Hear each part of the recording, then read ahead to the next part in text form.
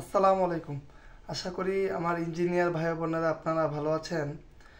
আজকে একটা ইন্টারভিউ অভিজ্ঞতা আপনাদের সাথে শেয়ার করব। আহ, একজন মেকানিক্যাল ইঞ্জিনিয়ার ভাই, উনি কিছুদিন আগে এই রেনেটা ফার্মাসিক্যালে ভাইবা দিয়ে আসছেন।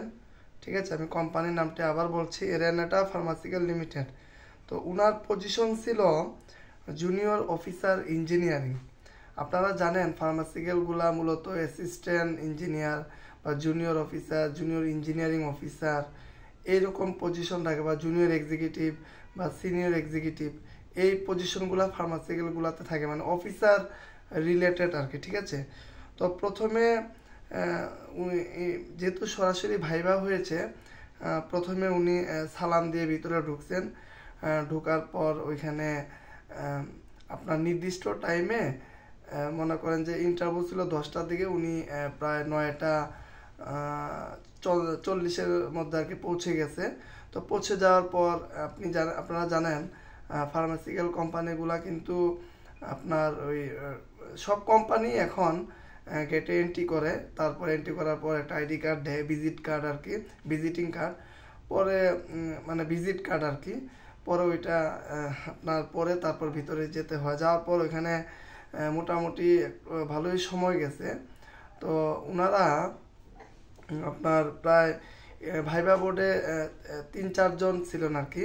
HR ম্যানেজার ছিলেন, ইঞ্জিনিয়ারিং ডিপার্টমেন্টে GM ছিলেন, তারপর হচ্ছে আপনার একজন HR ম্যাম ছিলেন। তো মোটামুটি ভাইবা বোর্ডে ভালোই আর কি স্যাররা ছিলেন আর কি, প্রায় 3-4 জনের মতো আর কি। তো এখানে প্রথমে উনি ভিতরে প্রবেশ করেন। প্রবেশ করার পর পারমিশন ওনারা বসতে বলেন। বসার পর তারপর ওনাকে ওনার নিজের সম্পর্কে বলতে বলছেন। আর ভাইবাটা সম্পূর্ণ বাংলাতে হয়েছে। উনি বাংলাতেই ভাইবাটা দিয়েছেন, আমার কাছে যেভাবে শেয়ার করলো আর কি। আমি ভাবলাম যে আপনাদের সাথে বিষয়টা শেয়ার করলে হয়তো আপনারা কিছুটা উপকৃত হবেন। পরে নিজের সম্পর্কে উনি বলেছেন, উনার উনি যেহেতু চাকরি করেন, উনার সম্পর্কে, উনার পড়াশোনা, উনার ভার্সিটি, তারপর হচ্ছে উনার কি প্রজেক্ট বা কি অ্যাচিভমেন্ট উনি অর্জন করেছেন, এবং বর্তমান কোম্পানিতে উনার দায়িত্ব কি, এই বিষয়গুলো উনি প্রথম অবস্থায় সুন্দরভাবে হাইলাইট করেছেন। ঠিক আছে, উনি মানে HRরাই প্রশ্ন করেছেন যে আপনি বর্তমানে লাস্টে আর কি, উনি বলার পর তারপর আবার প্রশ্ন করেছেন যে আপনি বর্তমানে যে কোম্পানিতে আছেন ওইখানে আপনার দায়িত্ব কি আর কি। মানে ওনারা একটু ভালো করে ক্লিয়ারলি ভাবে আর কি শুনতে চেয়েছেন আর কি। তো উনি বললেন যে স্যার আমি বয়লার অপারেশন, স্টিম সাপ্লাই, যেহেতু উনি মেকানিক্যালের, আমি জাস্ট হুবহু আপনাদের সাথে শেয়ার করতেছি, যাতে করে পরবর্তীতে যদি রেনেটাতে কোনো ইন্টারভিউ থাকে, আশা করি এই ভিডিওটি আপনারা উপকৃত হবে আর কি। তো উনি বললেন যে boiler operation, steam supply, compressor operation, cooling tower এবং পাম্প অপারেশন, যেহেতু উনি আরেকটা ফার্মাসিক্যাল থেকে গেছেন, তো এই সেক্টরগুলোতেই আর কি মূলত মেকানিক্যালদের কাজ, ফার্মাসিক্যালগুলা। পরে ওনাকে বললো যে আপনাদের ওখানে যে বয়লার আছে, বয়লারটা কত টন এবং প্রেশার কত। উনি এটা সুন্দরভাবে উত্তর দিলেন। তারপর বললো যে বয়লারের কয়টি সেফটি ভালভ ব্যবহার করা হয়। পরে ওনাকে, আমার সম্ভবত ওনাকে বয়লার সেকশনেই নেওয়ার জন্য হয়তো বয়লার বেশি প্রশ্ন করেছেন, বয়লারে কয়টি সেফটি ভালভ থাকে এটা বলছে। পরে স্টিম টেম্পারেচার কত রাখা হয়, উনি এটা উত্তর দিয়েছেন। কম্প্রেসর কি টাইপের, আমরা জানি প্রত্যেকটা ফার্মাসিক্যাল হোক বা প্রত্যেকটা কোম্পানিতে কিন্তু কম্প্রেসার ব্যবহার করা হয়। তো কম্প্রেসারটা কোন ব্র্যান্ডের, কত কিলোওয়াট, এই জিনিসগুলো কিন্তু প্রতিনিয়ত ভাইবা বোর্ডে অনেকে প্রশ্ন করেন। পরে বলছে যে কুলিং সিস্টেম কোন টাইপের, মানে কম্প্রেসারে প্রথমে তো বয়লার থেকে, পরে আপনার কম্প্রেসার থেকে প্রশ্ন করেছেন যে কুলিং সিস্টেম কোন টাইপের। পরে উনি উত্তর দিল কুলিং টাওয়ারের ক্যাপাসিটি কত, উত্তর দিয়েছেন। তারপর মোটামুটি এই রিলেটেড প্রশ্নগুলা যতটুকু সম্ভব উনাকে হয়তো বয়লার বা কম্প্রেসার ইউটিলিটি সাইড, তো এই সেক্টরগুলোতে নেবে জন্য এই টাইপের প্রশ্ন করেছেন। পরে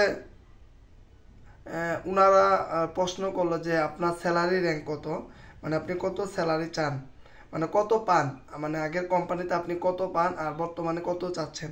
তো উনি মোটামুটি একটা যেহেতু এক্সপিরিয়েন্স পারসন, উনি উনারটা বলেছেন। ঠিক আছে,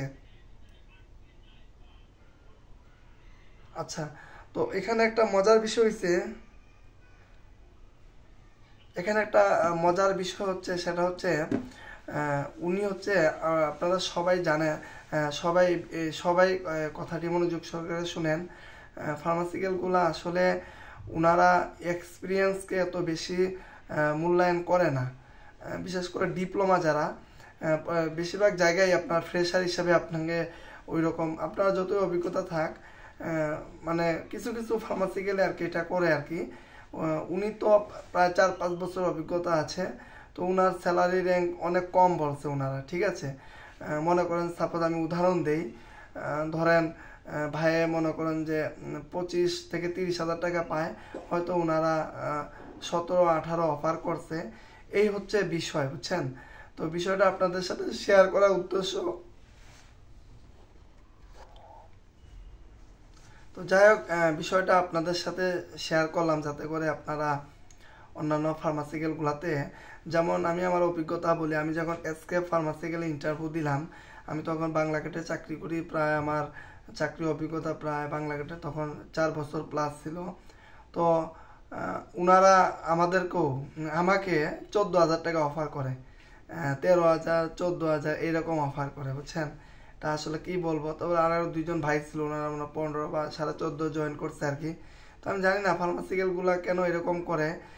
শুরুতে এক্সপিরিয়েন্স আছে, তারপরেও ওনারা এটাকে মস্কারি করে নাকি কি করে, এটা ওনারাই ভালো জানেন।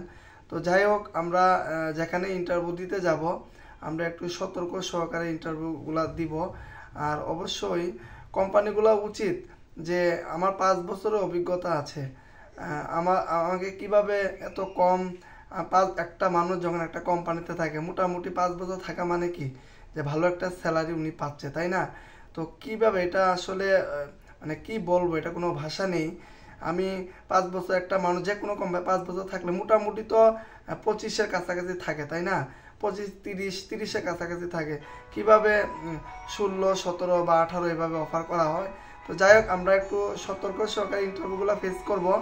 আর বিষয়টা আপনাদের সাথে শেয়ার করার উদ্দেশ্য ছিল যে যাতে করে আপনারাও কিছুটা উপকৃত হন। আমরা চেষ্টা করব আমাদের জায়গা থেকে যতটুকু আপনাদেরকে সঠিকটা তুলে ধরা যায়, যাতে করে আপনারাও প্রিপারেশন নিয়ে যেতে পারেন। আমার কথাবার্তা যদি কোনো ভুল ভ্রান্তি হয়ে থাকে ক্ষমা দৃষ্টিতে দেখবেন, মানুষ মাত্রই ভুল। আমি আমার অভিজ্ঞতাটা আপনাদের সাথে শেয়ার করলাম, যেহেতু আমার এক ছোটো ভাই ইন্টারভিউটা দিয়েছে, ভাবলাম বিষয়টা আপনাদের সাথে শেয়ার করলে আপনারা কিছুটা হলেও উপকৃত হবেন। আর এমনিতেই ফার্মাসিক্যাল নিয়ে আমাদের ইঞ্জিনিয়াররা অনেক আগ্রহ যে ফার্মাসিক্যাল অভিজ্ঞতা আছে। যাই হোক, আমরা সামনে আরও কিছু অভিজ্ঞতা আপনাদের সাথে শেয়ার করব। ধন্যবাদ সবাইকে। আসসালামু আলাইকুম।